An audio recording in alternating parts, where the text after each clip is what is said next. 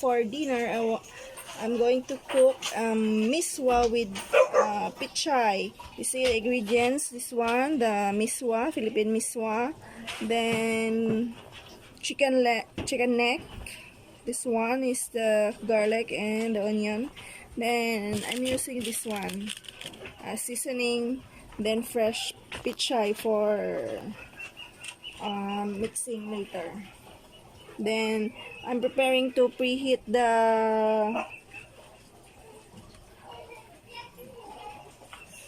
stop mo na.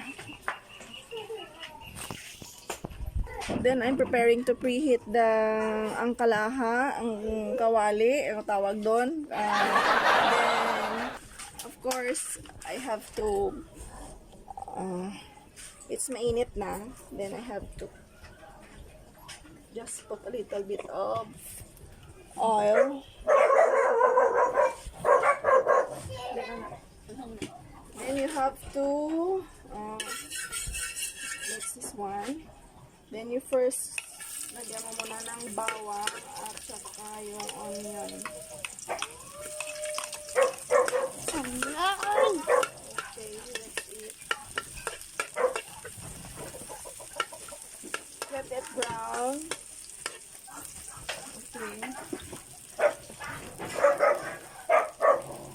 Then pag medyo brown na siya, gagawin mo, you put the chicken. Like that.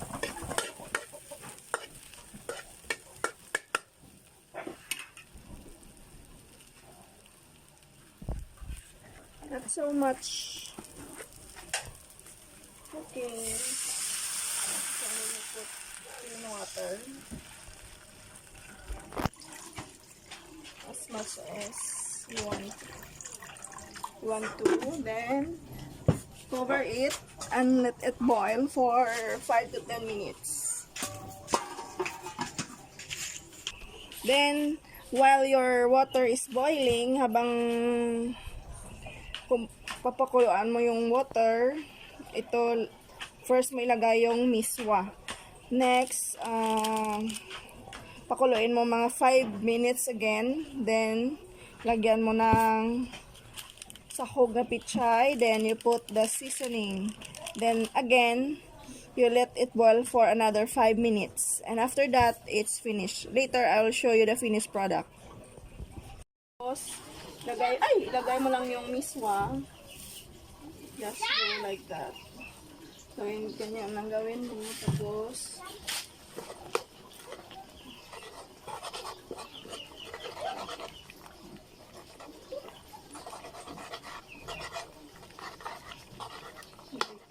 duro.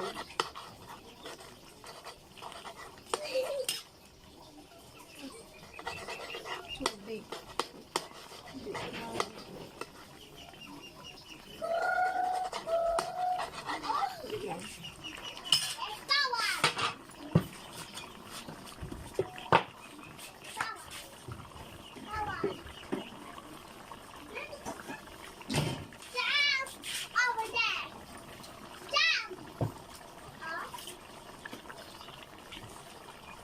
Habang kumukulo siya, ilagay mo na yung mga pichay para madali siyang maluto.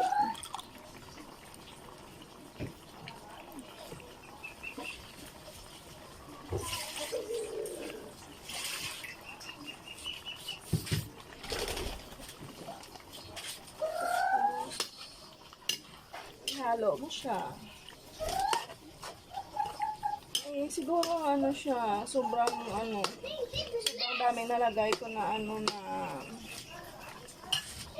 this one, so I need to pour another. Hindi masyadong malapot. Tsaka, para mas mabilis, actually pag nagluluto ka, mabilisan lang gawin yung miswa. Lalagay ko na yung seasoning. Saka kunting soy sauce para mas masarap.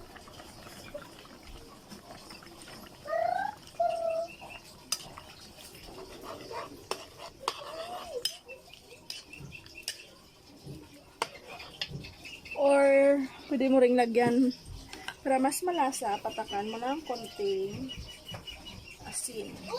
Yan lang ang secret. Sikreto sa pagluluto. Talaga, pag nagluluto po kayo ng miswa, sobrang dali lang itong lutuin. Pwede itong gawin sa agahan, tanghalian, or sa dinner. Para may, may sopas kayo. Pag yung ulam nyo is dry yung mga ulam nyo. So, para may sopas, para sa mga bata, ito yung pinakamadaling gawin. Yan lang. Then, antay ka another 5 minutes na mag-boil siya. Yan. Finished product na po yan.